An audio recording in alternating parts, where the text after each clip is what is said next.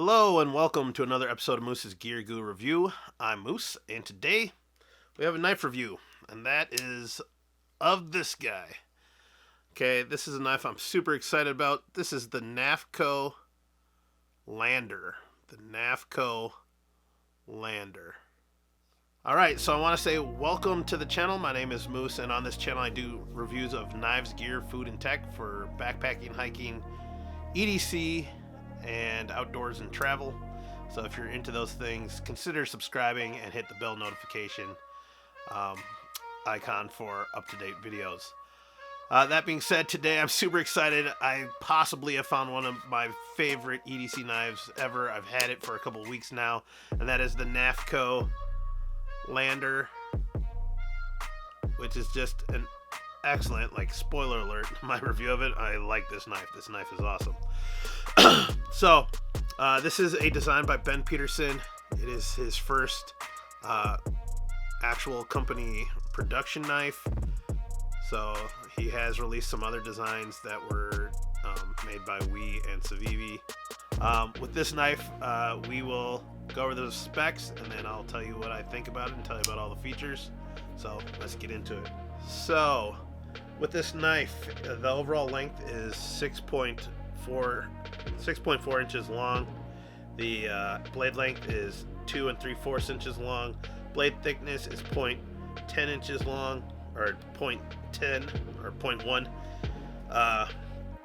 Blade thickness is 0.1 inches thick. The handle length is 3.65 inches long, and the overall weight is 2.4 ounces. So pretty lightweight, awesome little knife. Alright, so getting into the knife, we have, starting with the blade, we have a pretty kind of plain design here. It's a drop point blade, plain edge blade.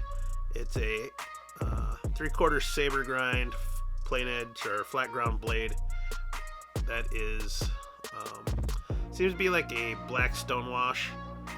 It's really nice, really smooth, so definitely prevents any sort of drag or friction when cutting or slicing. It does have kind of this nice even curve to the top, and there's some symbols, Knife Co. or Knafs Co.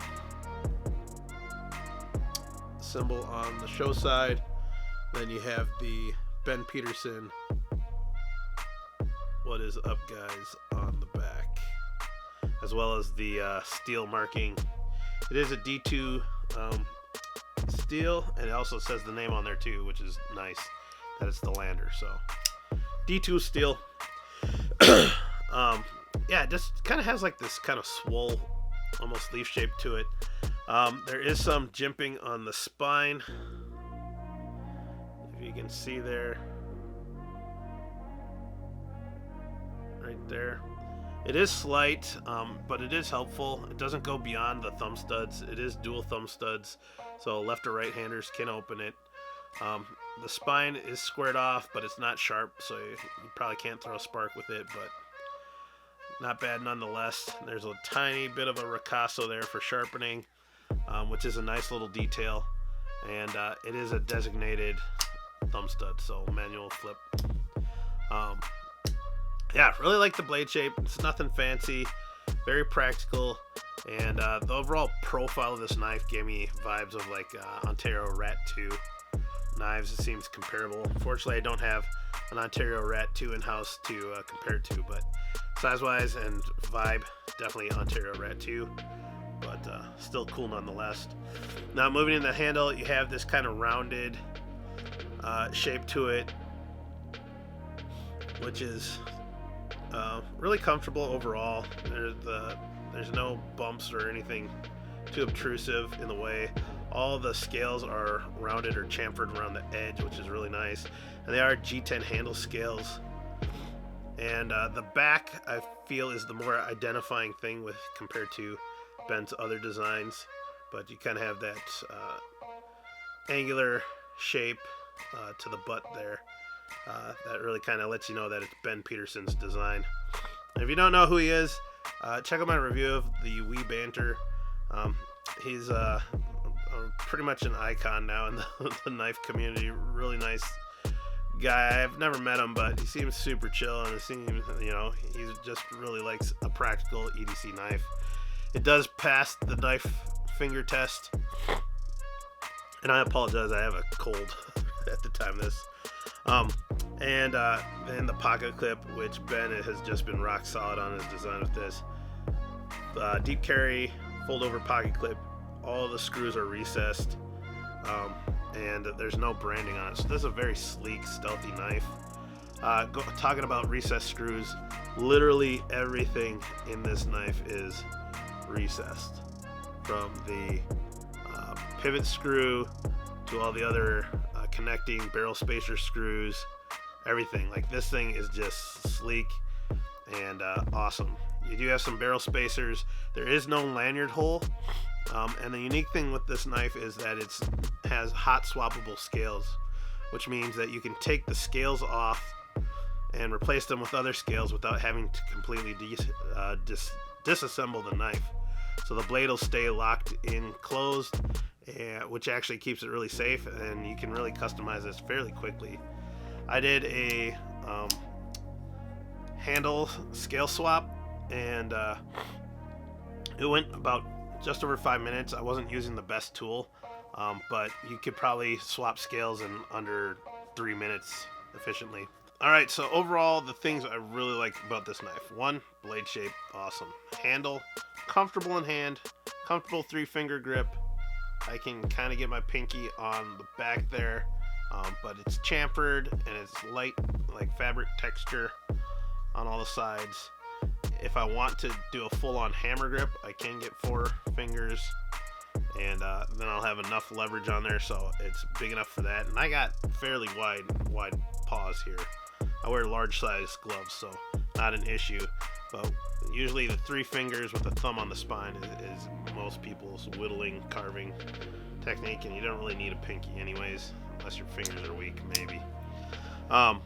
The action, super smooth, cage ball bearings. This thing just flies open. You can slow roll it or flip it. But I mean, drop shuddy for sure. So smooth. So really dig the action. And then overall just really nice. Flow through construction. There is some milling on the one side of the scales there. You can't really see it. Just a couple holes drilled out, and then barrel spacers. So really cool. Once again, like I said, all the hardware is blacked out. It's also flat. There's nothing protruding. And then the pocket clip, just an excellent fold over, true deep carry. Pretty much everything I need in like in a pocket knife. So just for size comparisons, we have mini sheepdog. These are all kind of same knives, thickness, profile, much wider blade, but whatever. We have the Civivi bow, one of my favorite EDCs. They're pretty comparable. The Civivi bow actually has a slightly longer blade, and a slightly longer handle, but both really nice. So yeah, we have Benchmade bug out, mini bug out. Once again, pretty comparable size wise, blade wise as well. Obviously the mini bug out's lighter, but still very similar options. We got the Spyderco Cat. Spyderco Cat, really great knife. A little dirty, definitely my workhorse knife. Slightly shorter blade, about 2.5 inches compared to 2 1/4 or 2 3/4, but similar handle size. So what else? And do the Civivi Odium. Another very comparable knife. And I don't know who manufactures these for Knafco, but I wouldn't be surprised if it isn't Civivi as well. I mean, look at the finish on them is pretty much the same.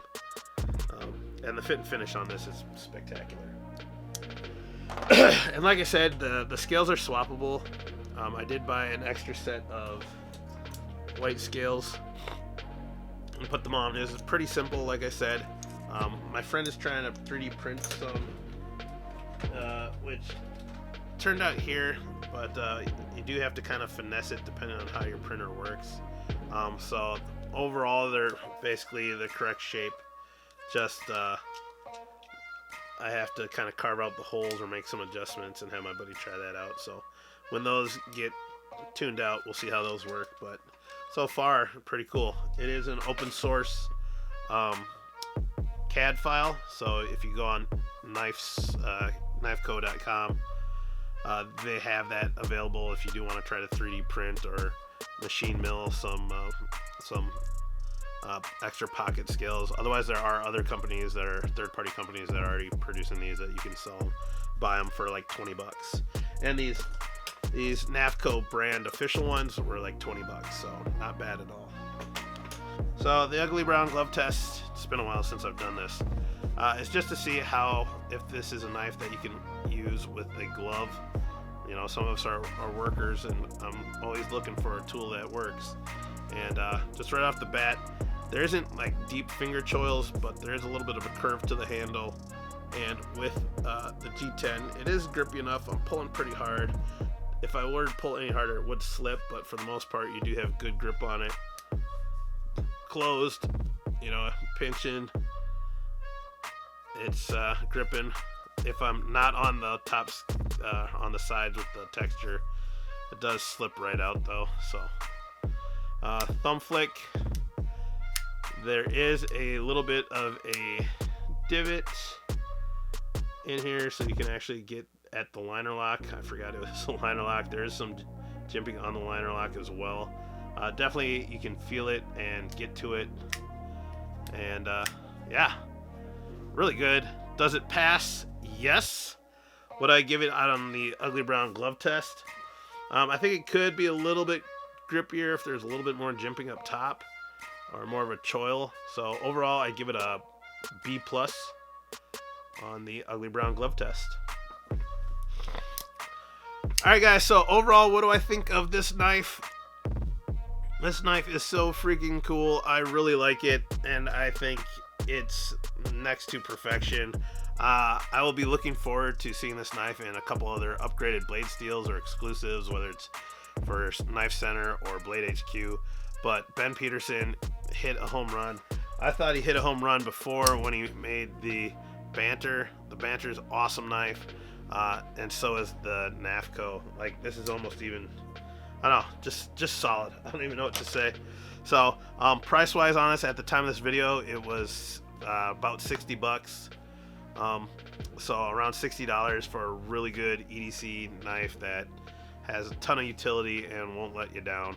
So definitely check it out. I'll leave links in the description below to the knife, as well as Ben Peterson's website, Knafco, and to the CAD file as well. And any of the other knives that I showed on here, I'll throw them in there too. So if you're interested in those, you can check them out. And if you do use my affiliate links for Amazon, I do get a small commission or kickback. It doesn't cost you anything extra, and it's just one way you can support this channel. So please consider just shopping, even if you got to buy, you know, dog food or, you know, laundry detergent, and you're ordering off of Amazon. Consider using the links in my description below so I can get a little bit of kickback. Other than that, guys, thank you so much. It's good to be back on YouTube and trying to pump out content. Remember, like, comment, and subscribe. Peace, and I'll see you outside. Bye.